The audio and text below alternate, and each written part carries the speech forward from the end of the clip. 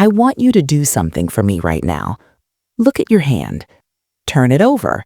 Look at the lines on your palm. Look at the wall across the room. Look at the device you are holding. You believe that what you are seeing is now. You believe that you are interacting with the present moment. You believe that this physical, solid, hard world around you is reality. But I am here to tell you that you are wrong. What you are looking at is not the present. It is not reality. It is a fossil. It is a memory hardened into stone. It is the ghost of a decision you made yesterday, last week, or last year. Science tells us that when we look at a star in the night sky, we are not seeing the star as it is. We are seeing the light that left that star millions of years ago.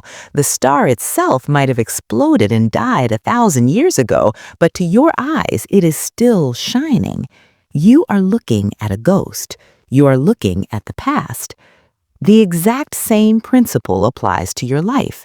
Your bank account, your relationship status, your body, your job, these are not current events. These are the delayed echoes of your past imagination. They are the light from the star of your consciousness finally hitting the screen of space. The reason you feel stuck, the reason you feel like you are fighting a losing battle is because you are trying to change the ghost. You are fighting the echo. You are trying to rearrange the furniture in a house that burned down yesterday. The title of today's revelation is, You Are Not Living in Reality, You Are Living in a Memory. And once you grasp this, once you truly understand the time lag of creation, you will never again be intimidated by the 3D world. You will step out of the timeline of the victim and into the timeline of the creator. Let us dismantle the illusion of time. We are taught that time is a straight line, past, present, future. But Neville Goddard taught us that time is an illusion of the senses. In the realm of consciousness, the fourth dimension, everything is happening now. Creation is finished. Every possible version of your life exists simultaneously. However, in the world of Caesar, the 3D world, there is a buffer, there is a delay. Think of a thunderclap. The lightning strikes instantly, but it takes several seconds for the sound of the thunder to reach your ears. Your imagination is the lightning. The 3D world is the thunder. The problem is, you strike the lightning in your mind, you imagine a new desire, but when you don't hear the thunder instantly, you panic. You open your eyes, you look at the 3D world, and you say, it didn't work, nothing happened. And in that moment of doubt, you cancel the storm. You are living in a world of delayed feedback, and the tragedy of human existence is that we react to the delay instead of trusting the cause. Look at your current circumstances. Maybe you are in debt. Maybe you are lonely. Maybe you are sick. You look at these facts and you say, this is my truth. No, this is your history. This is the manure of your past thoughts. Neville used that exact word, manure. He said the world is simply the manure of yesterday's states of consciousness. It is dead. It has no life of its own. It is only being sustained because you keep looking at it and feeding it with your attention. When you react to a bill in the mail with fear, you are taking the dead past and resurrecting it into the future. You are saying, I choose this again. When you react to a breakup with despair, you are taking the dead relationship and breathing life into the state of loneliness for tomorrow. To change your life, you must learn to let the dead bury the dead. You must learn to walk through the 3D world with a kind of holy indifference. You must look at the facts of your life and say, I see you, I recognize you. You are the echo of who I used to be, but you are not who I am. This brings us to the hardest discipline of the law of assumption, ignoring the senses. Neville said, to walk by faith is to deny the evidence of the senses. This is not delusion, this is higher physics. If you know the star is dead, why would you navigate your ship by it? If you know the 3D world is just a lag, why would you let it dictate your mood? Most people use the 3D world as their source of permission. They check the bank account to see if they are allowed to feel wealthy. They check the text messages to see if they are allowed to feel loved. They check the mirror to see if they are allowed to feel beautiful. They are slaves to the echo. You must reverse this. You must become the cause. You must go into your imagination, which is the only true reality, and appropriate the feeling of the wish fulfilled, regardless of what the echo is saying. Imagine you are in a dungeon. The walls are cold stone. The door is locked. If you trust your eyes, you are a prisoner. That is the fact. But if you close your eyes and enter the state akin to sleep, and you imagine you are walking in a meadow, and you make that meadow vivid, and you feel the sun and smell the grass, where are you really? To the mystic, you are in the meadow. The body is in the dungeon, but the body is just a garment. The I, the consciousness, is in the meadow. And if you persist in the meadow, if you sleep in the meadow night after night, the dungeon must dissolve. The bridge of incidents will appear, the lock will break, the guard will sleep, the wall will crumble, because the 3D world has no choice but to reshape itself around the location of your consciousness. But you cannot wait for the dungeon to disappear before you enter the meadow. You must enter the meadow while the walls are still standing. This is where you have been failing. You do your SATs at night, you imagine the money, you imagine the ring, you feel great. Then you wake up, and the first thing you do is check. You check the phone. Did he text? You check the bank. Is the money there? You check the mirror. Is the weight gone? And when you see that the 3D hasn't changed yet, you crash, you get depressed, you say, I'm deluding myself. Listen to me closely. The act of checking is the act of digging up the seed. Imagine a farmer who plants a seed of corn. The next morning, he goes out to the field. He sees only flat dirt. He gets angry. Where is the corn? So he digs up the soil to check if the seed is growing. By exposing it to the light, he kills it. The next day, he plants it again. The next morning, he digs it up again. This farmer will starve, not because the soil is broken, not because the seed is bad, but because he does not trust the time lag. You must develop the patience of the farmer. You must know that once the seed is planted in the imagination, it is done. The interval of time between the planting and the harvest is not nothingness, it is gestation.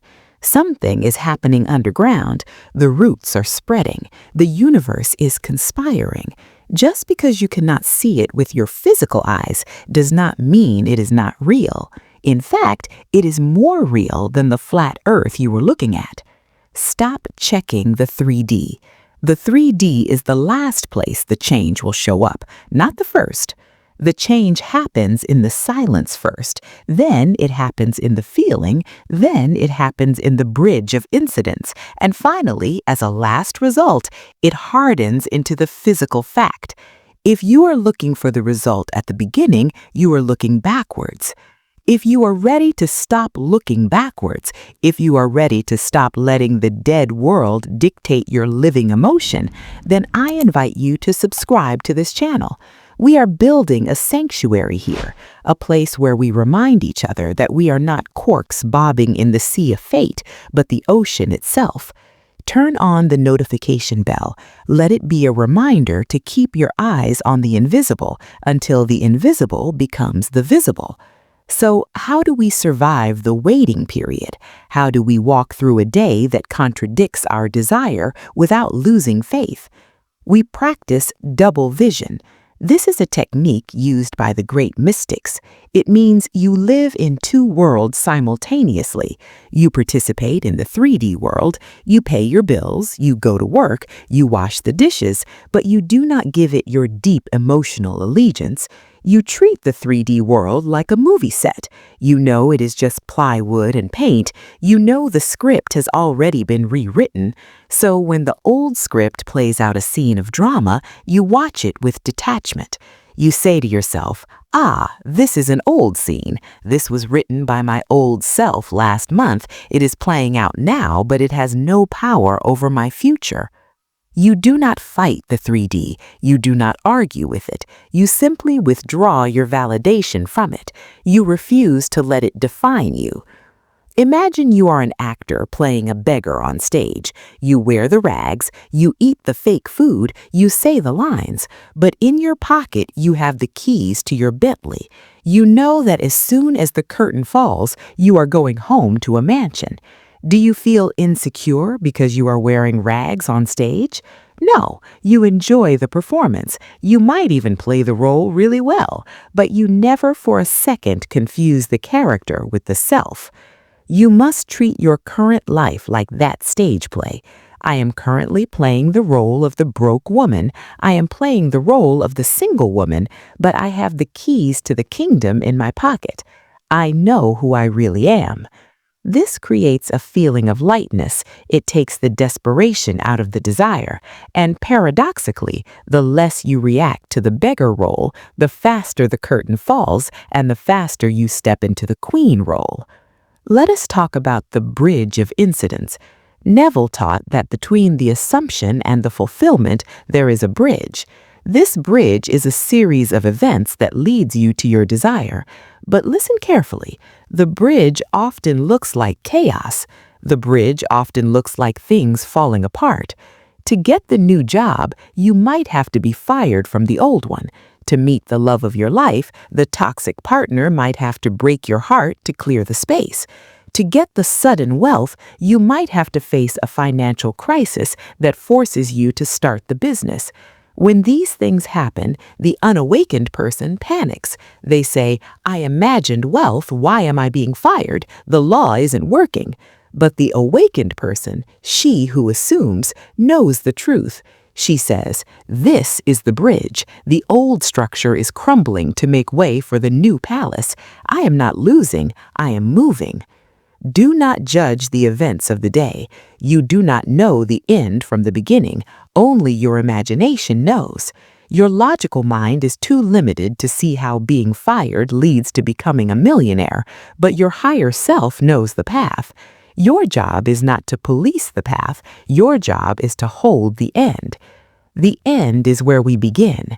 If you remain faithful to the end, to the feeling of the wish fulfilled, then every single thing that happens to you, good or bad, will be woven into the tapestry of your success. Even your mistakes, even your failures, even the opposition of others. The law of assumption is so powerful that it will take the evil intentions of others and twist them to serve your good. You meant it for evil, but God meant it for good. Who is God? Your imagination.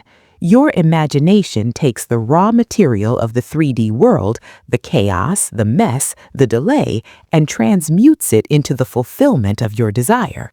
So stop fearing the 3D. Stop checking it for validation. It cannot validate you. It is a mirror.